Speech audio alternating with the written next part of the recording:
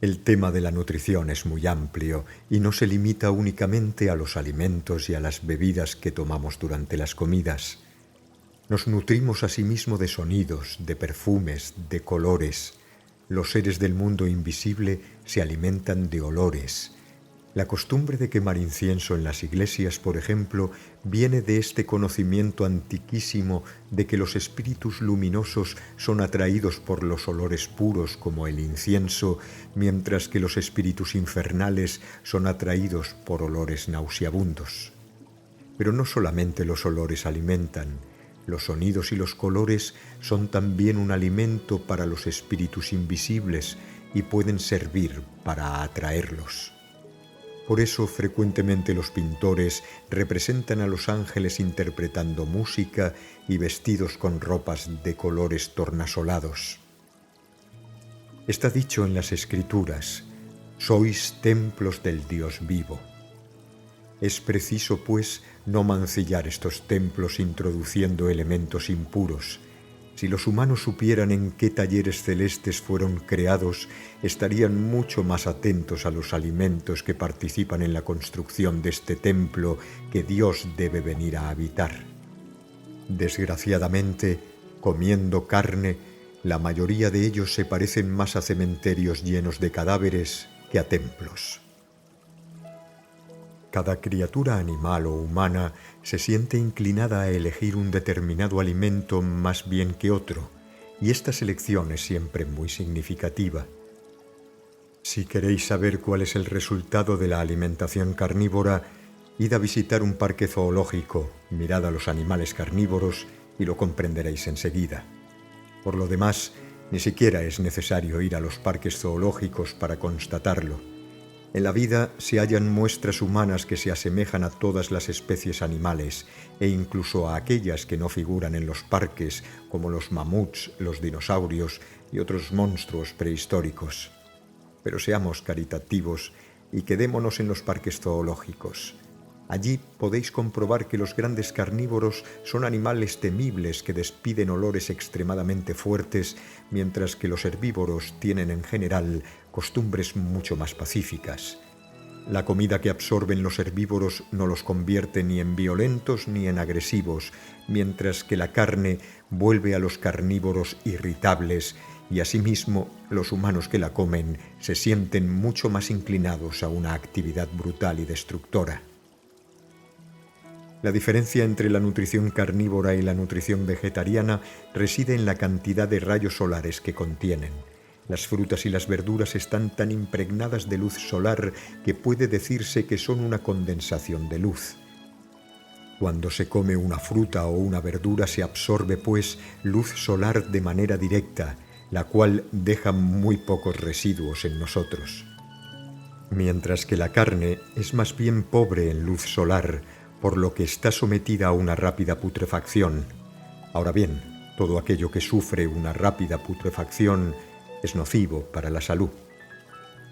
La carne es nociva además por otra causa. Cuando se lleva a los animales al matadero, estos adivinan el peligro, sienten lo que les espera, tienen miedo y enloquecen. Este miedo provoca un desarreglo en el funcionamiento de sus glándulas, las cuales segregan un veneno. Nada puede eliminar este veneno. Se introduce en el organismo del hombre que come carne y ello evidentemente no es favorable ni para su salud ni para su longevidad. Me diréis: sí, pero la carne es exquisita. Sí, quizá, pero tened en cuenta que solo pensáis en vuestro placer, en vuestra satisfacción.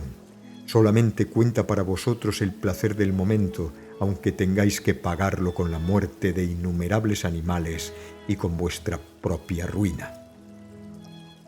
Además, es necesario que sepáis que todos los alimentos que absorbemos se convierten dentro de nosotros en una antena que capta específicamente determinadas ondas.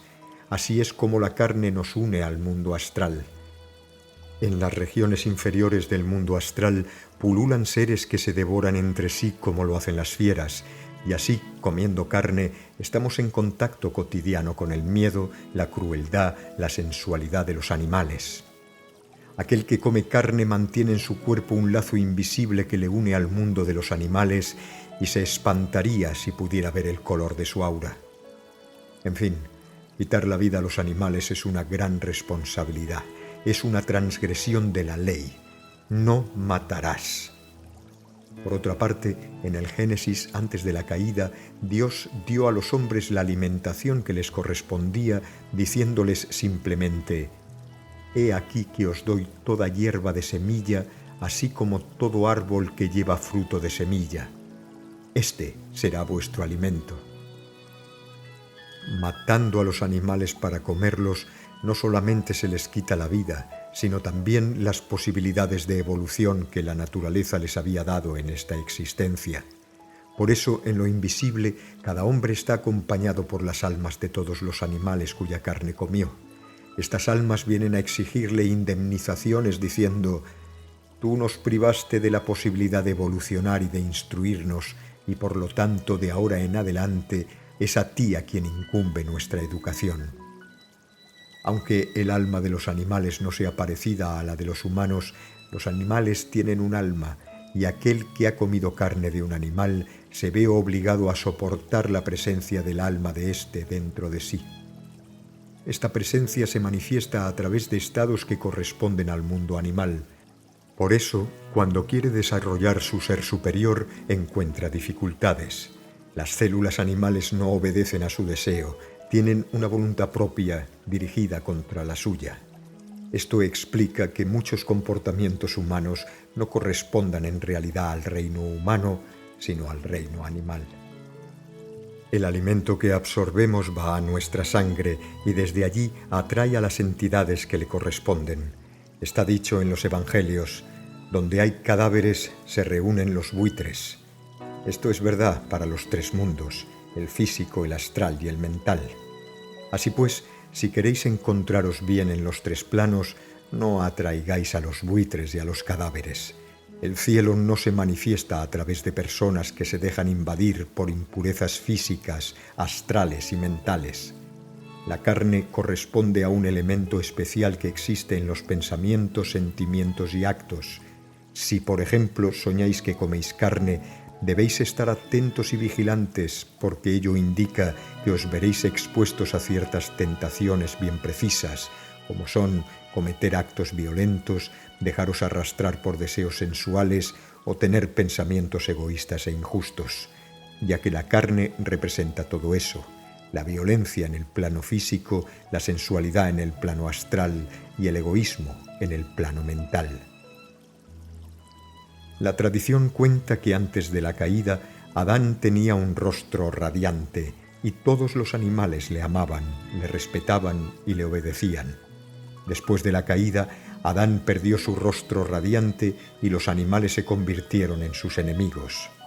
Si las bestias no confían ya en el hombre y los pájaros vuelan cuando se acerca, si toda la creación lo considera como un enemigo, se debe a una razón determinada: a que ha caído de las alturas espirituales en las que se encontraba. Es necesario que vuelva a encontrar su primer esplendor, sometiéndose de nuevo a las leyes del amor y de la sabiduría, con lo cual se reconciliará con todos los reinos de la creación y se producirá el advenimiento del reino de Dios sobre la tierra. En apariencia, la guerra entre los hombres es debida a cuestiones económicas o políticas, pero en realidad es el resultado de toda esta matanza que hacemos con los animales. La ley de la justicia es implacable. Obliga a los humanos a pagar vertiendo tanta sangre como hicieron verter a los animales. ¿Cuántos millones de litros de sangre derramados sobre la tierra que claman venganza al cielo? La evaporación de esta sangre atrae no solamente a los microbios, sino a millares de larvas y de entidades inferiores del mundo invisible. Estas son verdades que no se conocen y que no se aceptarán quizá, pero tanto si se aceptan como si no, debo revelároslas. Nosotros matamos a los animales, pero la naturaleza es un organismo, y matando a los animales es como si tocáramos ciertas glándulas de este organismo.